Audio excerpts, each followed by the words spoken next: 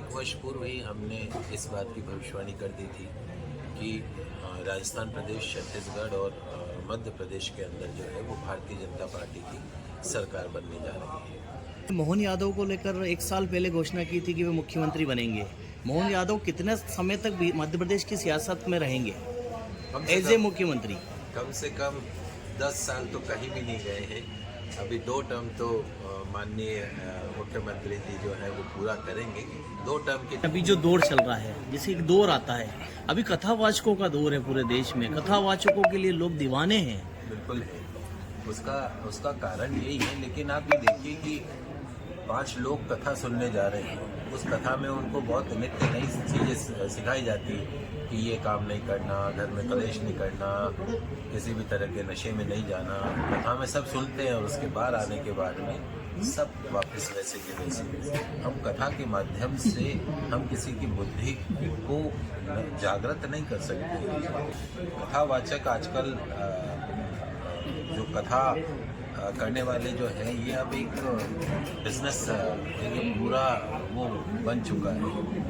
मैं तो इसको माफिया बोलता हूँ कि ये पूरा एक माफिया बन चुका है। हमारा काम है हम लोगों को सही और गलत के बारे में बता सकें, भगवत आराधना के बारे में प्रेरित कर सकें, उपायों के माध्यम से नहीं। उनके अंदर जो है ईश आराधना जागृत करनी है, सद्भावना जागृत करने ही उद्देश्य होना चाहिए कथावाचक का। लेकिन अब ये पूरी एक इंडस्ट्री बन चुकी है। नए छोटे छोटे बच्चे भी उसके अंदर आने लग गए हैं। सियासत की बात करूं, अगर मध्य प्रदेश की सियासत की बात की जाए, किसी ने सोचा नहीं था मोहन यादव सीएम बनेंगे।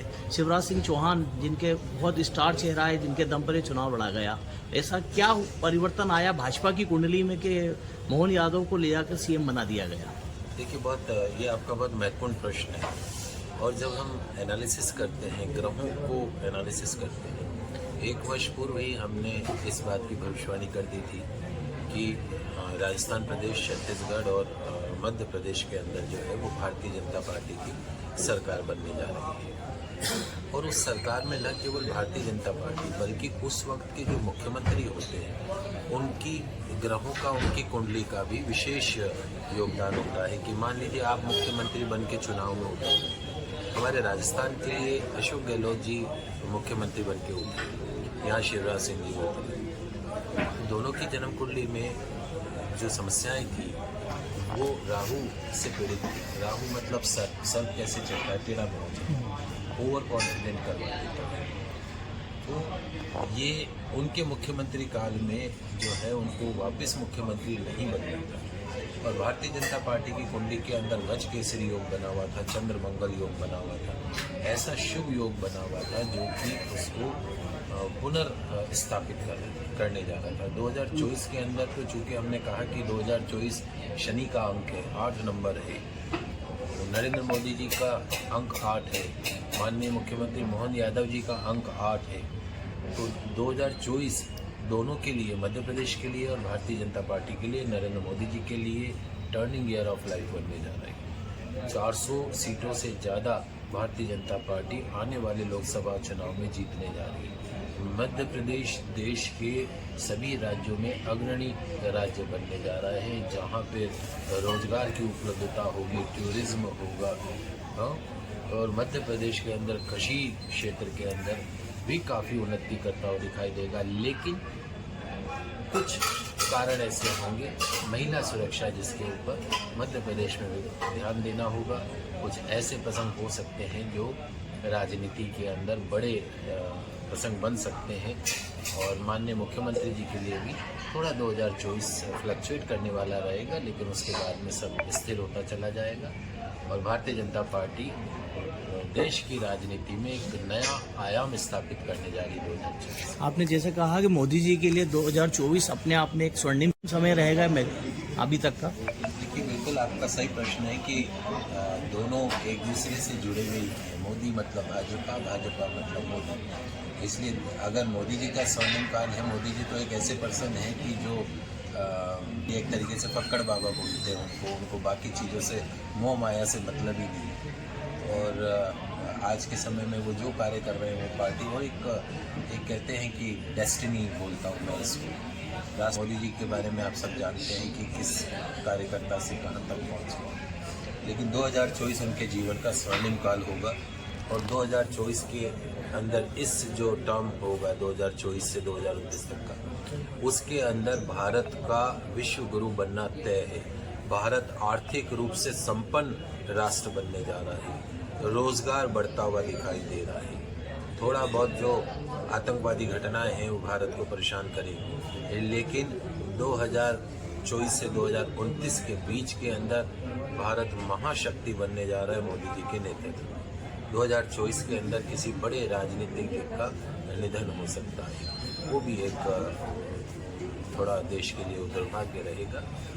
कांग्रेस पार्टी वापस ओवरकम करने जा रही है, राहुल गांधी जी का प्रभाव बढ़ता हुआ दिखाई देगा और राजनीति में और परिपक्वता से वो उभरते हुए दिखाई देंगे। लेकिन इस साल 2024 में एक बहुत बड़ा यक्ष प्रश्न आप लोगों के लिए, सबके लिए होना चाहिए कि पूरा विपक्ष एक होने जा रहा है और एक तरफ मोदी जी हैं, तो क्या आपका जो भविष्यवाणी है 400 प्लस की वो ऐसे में पूरी हो पाएगी? जब अगर इसमें मैं थोड़ा सा ऐड और करूंगा कि राहुल गांधी भारत न्याय यात्रा भी निकाल रहे हैं, उसका कितना इम्पैक्ट पड़ेगा? बहुत इम्पैक्ट पड़ने वाला है, बहुत सी जगह पे इम्पैक्ट पड़ने वाला है उसका, लेकिन वो इम्पैक्ट इतना बड़ा नहीं होगा कि 2024 की राजनीति के अंदर जो है आने वाले 3 महीने 4 महीने में जो लोकसभा चुनाव है उस पर प्रभाव डाल सके। उसका प्रभाव आने वाले समय में उन प्रदेशों के ऊपर पड़ेगा जहाँ जहाँ से वो यात्रा निकलेगी।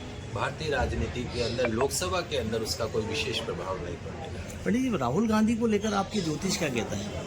देखिए, राहुल गांधी जी की 18 साल की राहु की महादशा उनकी चल रही है, 18 ईयर की। Rahu behave like a snack, सांप कैसे चलता है, टेढ़ा मेढ़ा चलता है। इसलिए अगर हम उठा के देखें तो राहुल गांधी जी के पिछले कई सालों से जो है उनके जीवन में उतार चढ़ाव है। ऐसा नहीं है कि उनके प्रयासों में कमी नहीं रही हो, लेकिन सफलता उनके आसपास सफलता नहीं आ रही है, मान सम्मान में भी उनकी कमी आ रही है। क्योंकि राहु को हम बोलते हैं भैरू जी महाराज, पल में तोला पल में तमाशा। और जो उनके बड़े करीबी हुआ करते थे वो उनके पीठ पे हमेशा छुरा भोंक के चलते चले गए। लेकिन ये कहते हैं कि ये राहु क्या करता है, डिसीजन मेकिंग नहीं कर पाना। राहुल गांधी जी ने राहु की महादशा के अंदर डिसीजन मेकिंग नहीं कर पाए, उसका खामियाजा उनको भुगतना पड़ रहा है। लेकिन अब गुरु की महादशा आने वाली है अगले 5 साल बाद, यानी उसके पश्चात में उनका जब वो लोकसभा चुनाव होगा, वहाँ से कांग्रेस पार्टी की स्थिति बिल्कुल डिफरेंट होती हुई नजर आई। कि आने वाले समय में भारतीय जनता पार्टी के राष्ट्रीय अध्यक्ष के रूप में शिवराज सिंह जी स्थापित हो सकते हैं और एक बार पुनः देश और दुनिया में मध्य प्रदेश का नाम रोशन कर सकते हैं और भारतीय जनता पार्टी को उच्चतम स्तर पर ले जाने पे वो उनका पूरा सहयोग रहेगा। आपने मोहन यादव को लेकर 1 साल पहले घोषणा की थी कि वे मुख्यमंत्री बनेंगे। मोहन यादव कितने समय तक मध्य प्रदेश की सियासत में रहेंगे एज ए मुख्यमंत्री? कम से कम 10 साल तो कहीं भी नहीं गए हैं। अभी 2 टर्म तो माननीय मुख्यमंत्री जी जो है वो पूरा करेंगे। 2 टर्म की तो मैं आज आपके सामने गारंटी लेता हूँ कि अगले 10 साल आप उन्हें मध्य प्रदेश के मुख्यमंत्री के रूप में देखते रहेंगे और उनके मुख्यमंत्री का कहते हैं नया जोश, हाँ, वो जो जोश है आपको माननीय शिवराज सिंह जी के समय में भी मध्य प्रदेश ने बहुत तरक्की उन्नति करी, इसमें कतई कोई दो राय नहीं है। लेकिन आने वाले 10 साल मध्य प्रदेश के लिए टर्निंग ईयर साबित होने जाने वाले हैं। उनके शासनकाल के अंदर आदिवासी हो, गरीब हो, बेरोजगार हो, हर सेक्टर के अंदर नई नई योजनाएं आएंगी, उन योजनाओं का क्रियान्वयन होगा।